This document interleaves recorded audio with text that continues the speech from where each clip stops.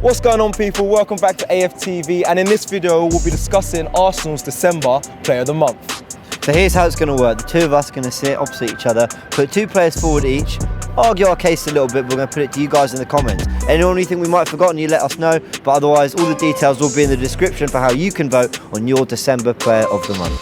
Alright, so I'm going to start, and let's get this underway, James, because I'm freezing out here today. I'm going to be honest, it's absolutely blitz. Whose idea was it to film outside, man? Anyway. Oh, sugar, I just think it was my idea. But let me go with my first Player of the Month, and I'm going to go with Gabriel Martinelli. For me, I think he's been a standout in the month of December. The biggest game for me, I think the turning point was the West Ham game. I know he won a game before that, but I think the West Ham game for me was vital, and he scored the first goal in that game. Thierry Henry-esque, how he opened up, took that touch forward through the West Ham defence. Picked him, haven't you? Thierry Henry finish. That's all you got. That's all you got. No, I have a little bit of buzz. Listen, it reminded me of Thierry. Opened up, put it in there, put it in the bottom corner. Really like him, and it's not just the West Ham game. I think in December he's been very much the focal point when it comes to the pressing. It seems like he leads it. Obviously, there's been a lot of pressure with Aubameyang not being in that front line. And I think he's kind of come in and just kept that quiet because he's been such a shining light in many of the games. He's got 3 goals in the month of December and 2 assists. Yeah, he's been superb, James. Been really superb for me. Martinelli, for me, I think he is the man. He leads well, like I said, the pressing, and he's been goal scoring as well. So big up for me, Martinelli, number 1. Hard to disagree with that. Great at Leeds as well. You're right. Key in some of the Norwich goals. So yeah, that's a good one.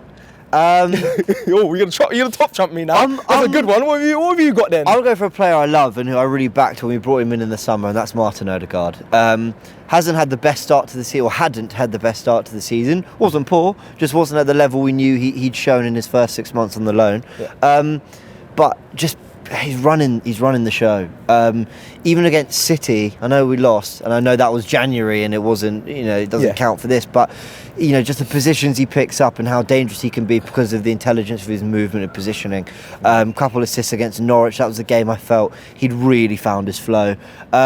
And he's been getting better and better throughout the month. Obviously, a goal at Old Trafford, that was the 2nd of December. Yep. We won't talk about the penalty. Yeah. We won't talk about that. Which plays a part, but I think he's more than made up for it. The goal at Everton as well. Yep. The goal against Southampton, which puts us 2-0 up. And then what he's been doing is just a general playmaker. And they don't make number 10s like him anymore, really. I don't see that many of them these days. Around the 2010s, you saw lots of them. Not so much now. So he's been terrific, and I love what he's doing, combining well with Saka and Tomiyasu as well. Love it. Martin Ødegaard's my first pick. Yeah, and do you know what, when you mentioned Martin Ødegaard, it takes me back to the fan cam I did with you at Norwich when you said about the ball retention. It's the little intricacies that many fans may not pick up on, but he's quality. He's quality. Well, let me try to trump you then, my friend. My next pick, Mr. Bukayo Saka. Yeah, that's a trump card, isn't it? That is a trump card. I think he for me, I'm biased anyway. There's been a lot of debate between Bukayo Saka and Emile Smith-Rowe throughout the months of this season. But for me, Bukayo Saka's always been on top. I just think he's a class above the rest. He got 3 goals in the month of December. And not just that, we see teams really trying to double up on him, triple up on him, quadruple up on him. And I really saw that in the month of December. I really saw them really trying to stop his attacking threat. But to no prevail. Bukayo Saka just gets round them. He keeps getting as well. I want to highlight his resilience as well. He gets chopped down so much. In many games, you see him getting kicked, lifted up. He's strong. And you see him back in the next game playing a full 90 or coming off the bench. Like, he is been very consistent, and Bukayo Saka for me has been a shining light. And some of the goals he's scored have been phenomenal. I mean, I know we just spoke about there. You said about the Man City game. I know it's in January. But that goal he scored, I think he's going to be a big contender for January as well. Well, his numbers over the last 2 months have been terrific. You think of the goal against Newcastle again. Not a December contribution, but still brilliant. You look at that chance he creates for Nketiah at the end for Everton when we need it most. That could have been a 2-1 win, and he'd have had a big part to play in that. I know there's ifs, buts, and maybes. The goals against Norwich, the goal against Leeds, the assist for Lacazette, what a brilliant goal against Southampton. It's a good shout. It's a good shout. I agree. I very much agree. Bukayo Saka has been superb, and he's going to continue to flourish. I love just keep seeing him and Emile Smith-Rowe do that celebration when they lie down. I've seen it in almost every game. You've seen them. They've been photoshopping Arsene Wenger in it.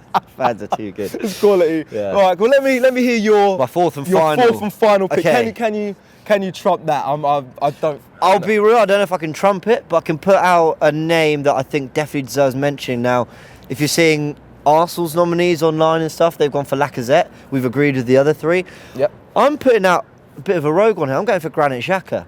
Okay. Someone that I am constantly abused in the comments for saying that I don't give him his flowers, I don't give him the recognition he deserves. And I know the penalty against Man City was a poor moment, but that's in January. We're here to judge them purely on what they did in December. That's the point. And you've got to think, this guy came in a month early from his injury, came straight to midfield against Everton and did pretty well up until he started to tire and you noticed. I can't help but ignore, and whilst I think Martinelli's played a part in it as well, I can't help but notice the fact that since he's come into the team, Arsenal have had a better fluidity, a better balance. Yeah. I don't know if it's all down to him, but he's been a part of that. He's coincided with the upturn in not just form but performances, because we were good for 10 games earlier on in the season, but now there's goals being scored. There's a degree of authority we're playing with that away from home.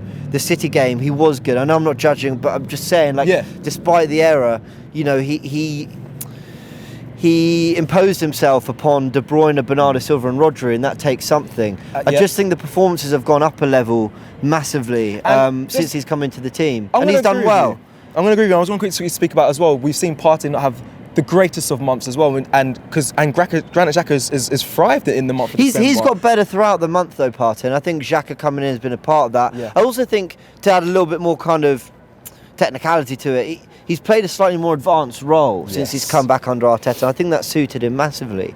So look, again, we're not judging off the City game. That was January. For that, he wouldn't make it because it was a really costly error of the penalty. But for what he's done in December, coming back so early, the upturn in form, what he's done in midfield, the new role that he's adapted to very quickly, because you forget he wasn't training during his injury, I've got to give him massive credit. But I appreciate there's a lot of players that could be mentioned. But I want to put Granit Xhaka out there. I think he's done well in December and deserves a mention. So let us know in the comment section. No, I actually really agree with you. I think that's fair, especially coming back early off his rehab, coming in against Everton. I think it was a shock to many fans, but he's proven in that month of December that, you know, he needs to be in that midfield. So, guys, ladies and gents, that's it for our choices of Player of the Month, our 4 choices. Let us know if you agree or if anyone we might have missed out. I'm going to give a quick honourable mention to Emile Smith-Rowe, scoring 5 goals in December. That's outrageous, and mainly off the bench as well. Have to give a shout to him, and Lacazette, who you said that Arsenal did nominate as well in their pick. So a shout out to those 2. Thank you for watching this, and like I said, let us know in the comments below, and don't forget to like and subscribe. Peace.